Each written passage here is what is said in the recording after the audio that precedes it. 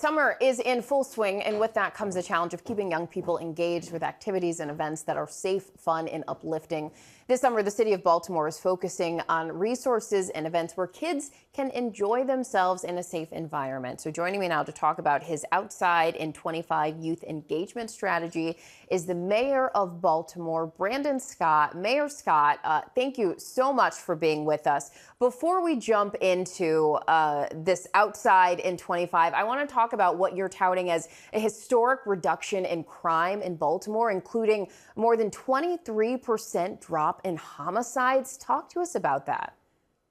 Yeah, thank you, Janae. Thank you for having me. Right now, through the first 6 months of the year, Baltimore has the lowest amount of homicides that we've seen on record, which is the last 50 years. And it's a result of us implementing my comprehensive violence prevention plan starting in 2021, working together, focusing in on the individuals who are the most likely to be the victim or perpetrator of gun violence, giving them a choice to change their life, giving them those resources. And if they don't, working with our police department, our state's attorney, our attorney general, our federal law from the party to remove them, investing into community violence prevention like Safe Streets and We Are Us, paying people who used to shoot people to go out into neighborhoods to stop that from happening. That is how we have collectively done something that, quite frankly, people said that we couldn't do. And this is much larger than me. This is all of us in the city, our police, our community, most importantly, our partners in the legal community, all working together to do something that is the most important thing that any government can do, and that's keep people alive. And we've also gone after gun companies, gun traffickers, gun stores. Every single part of this public health issue known as gun violence has been tackled through this, and we have a lot of work to do. We are not celebrating; we are acknowledging the historic progress that we've made, and know that we have even further to go. And that is fantastic to hear, but I do want to say congratulations because that is remarkable to do in a country where gun violence impacts so many communities. And this is obviously the culmination of years of work that you've put in to this exact issue, the idea of giving people a choice, a new choice to make, and investing in those resources. So talk to us about how this program that you've been working on helps to keep kids engaged and occupied in the summer months, because obviously keeping some of those young people involved in the right things helps keep them away from the wrong things, right? Yeah, exactly, Janae. Listen, I know this firsthand. I grew up here in Baltimore at a time when mayors and the government was cutting our rec and parks department, closing our basketball courts, doing the exact opposite. Since I took office, rec and parks budget is up more than 40%. And this summer, we do want our young people to be outside in 25 in the right positive way.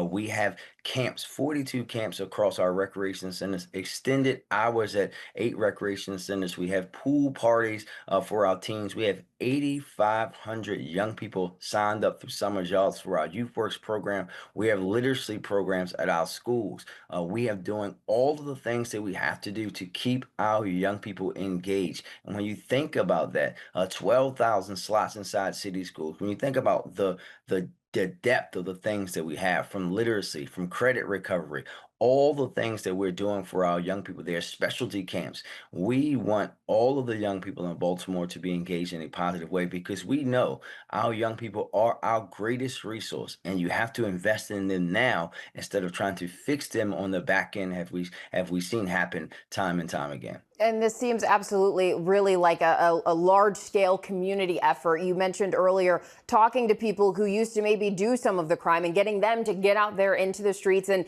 talk to other people about not doing it. How is it working with those people who are then going out to work with other young people and just making sure that you don't have folks falling through the cracks?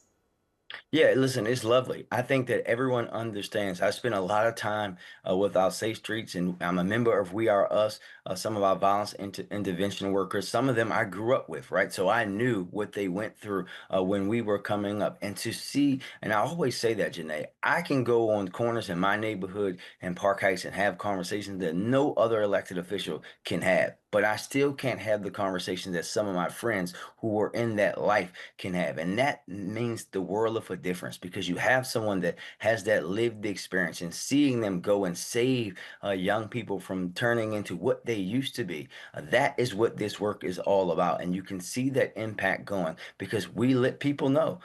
Folks will tell you, you have to change the way you're living in order to stay alive. If not, we will remove you from the neighborhood via law enforcement. Mayor of Baltimore, Brandon Scott, it is inspiring to see what you are doing and how you are making an effort and a difference going out and getting the community involved in all of this. So we thank you for your work and for being here to talk to us about it today. Thank you for having me.